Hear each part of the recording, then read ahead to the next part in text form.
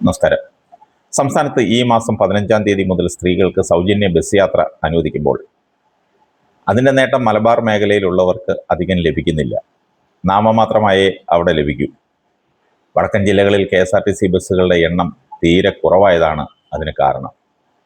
അവിടെ സ്വകാര്യ ബസ്സുകളാണ് കൂടുതലും. 3123 ബസ്സുകളാണ് ഓർഡിനറി വിഭാഗത്തിൽ മൊത്തം KSRTCക്കുള്ളത്.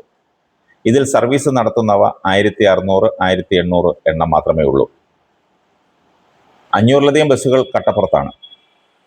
തിരുവനന്തപുരം ജില്ലയിലാണ് കൂടുതൽ ബസ്സുകൾ ഉള്ളത്, 1498 എണ്ണം.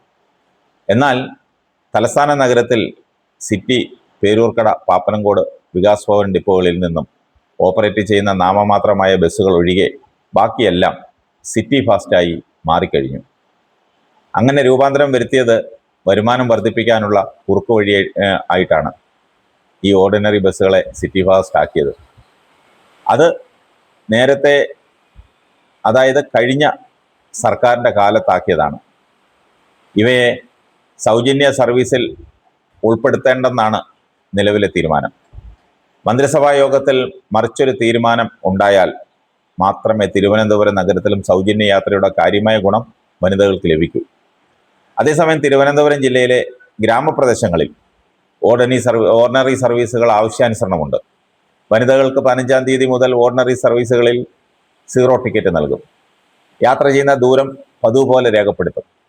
ചുരുക്കത്തിൽ സർക്കാരിൻ്റെ സൗജന്യം പൂർണ്ണമായി സ്ത്രീകൾക്ക് ലഭിക്കുന്നത് ഗ്രാമീണ മേഖലയിലുള്ള സ്ത്രീകൾക്കാണ്.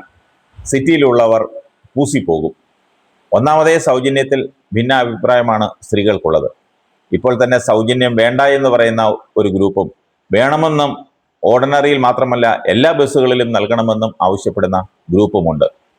ഇതിനിടയിൽ ഓർഡിനറി ബസ്സുകളിൽ മാത്രമല്ല എല്ലാ ബസ്സുകളിലും സൗജന്യം കൊടുക്കണമെന്ന് ആവശ്യപ്പെട്ട് സമരം ചെയ്യാൻ ദിവസങ്ങൾ എണ്ണിയിരിക്കുകയാണ് സംഘി സ്ത്രീകൾ. അവർ ടിക്കറ്റ് എടുക്കാതെ എല്ലാ ബസ്സുകളിലും കയറുമെന്നാണ് പറഞ്ഞിരിക്കുന്നത്.